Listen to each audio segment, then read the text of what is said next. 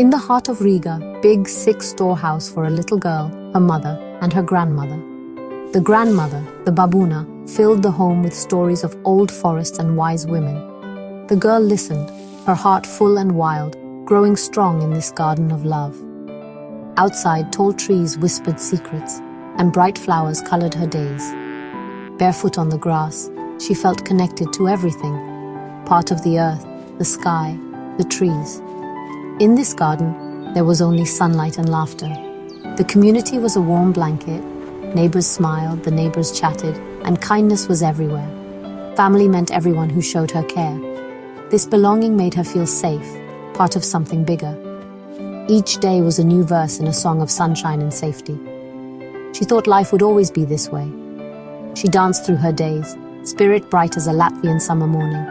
This was her Eden, her perfect world. It was a sacred time, before shadows grew long. The love and stories of her home became the foundation of the woman she would become. This was the beginning, pure, simple, and full of light. But every garden has its seasons. In this childhood garden lived Rāda, a big black shepherd dog, protector, shadow, and best friend. Rāda was more than a pet. She was the spirit of the wild, teaching the girl to trust her instincts. When strangers came, Rāda's low growl was a warning, a lesson in boundaries. The girl learned to protect her heart and spirit, just as Rāda guarded the gate. Together they explored fields, chased butterflies, and faced the world as a team of two. With Rāda, the girl was never afraid. The dog was her courage and her wildness. Rāda knew the language of the earth, smelling storms, finding hidden paths. Through her, the girl trusted her own wild nature. Their bond was deep, a silent understanding. The girl whispered secrets into Rāda's fur, feeling completely understood. Rāda was her mirror, reflecting strength and loyalty. The black dog was a promise. The wild spirit would always live inside her. This bond was sacred, a magic that would never fade. Rāda's spirit became part of the girl's soul. Every wild heart needs a guardian, and every lesson in courage begins with trust. The girl's wildness was safe, until the world changed. The world turned. Her grandmother grew tired, and the stories faded. When her grandmother passed, the first great tree in her garden fell. The house grew quiet, heavy with loss.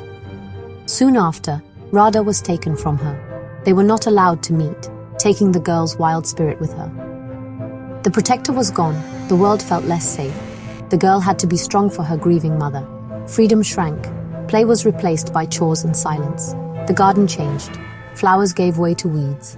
The gate stood unguarded. She felt disconnected, floating, her wildness tamed by grief and duty. The loss of her grandmother was the loss of wisdom. Rāda's loss, the loss of instinct. She was vulnerable, standing on the edge of an unfamiliar landscape. The bright colors of childhood faded to gray. She was a young plant without sun or fence. This was the beginning of a long winter. The descent had begun, quietly and alone. The world was preparing her for darkness. Into the quiet house came a new man, her stepfather. He smiled, but his eyes were cold. The girl felt a warning inside her. She pushed it down, taught to be polite. Darkness filled the house, love and warmth pushed into corners. His voice was loud, his rules hard, his touch wrong. The home became a cage, an underworld.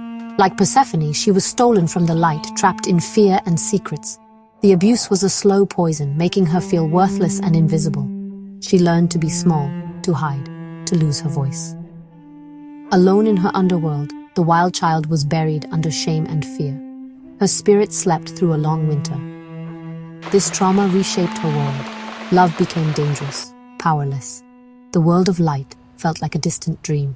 She was Persephone, bound to the underworld by seeds of pain. The Dark King had stolen her light and voice.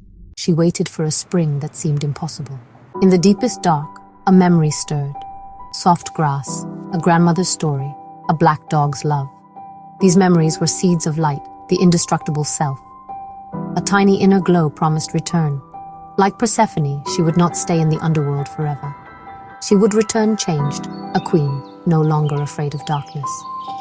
The journey back began with a whisper, telling her secret to one person, then another. Each truth spoken opened a locked door. Light flooded in. Her voice grew stronger. She reclaimed her power. She was not what happened to her. She was the one who survived. She was queen of the underworld, choosing her own path. The return was slow, a sunrise after a long night. She learned to trust, to love herself, to find the wild girl within. She set boundaries, said no to what hurt, yes to what brought joy. She walked in both worlds, light and shadow, powerful and whole. The journey of healing is long, but every step is a return to self. The wild soul remembers the way home. Spring always follows winter. She was her own rescue. The wild soul, once awakened, cannot be tamed. The girl sought what made her feel alive. Forests, wind, earth beneath her feet. She found her pack women who understood descent and return. In their company, she felt seen, weaving a new blanket of strength and courage.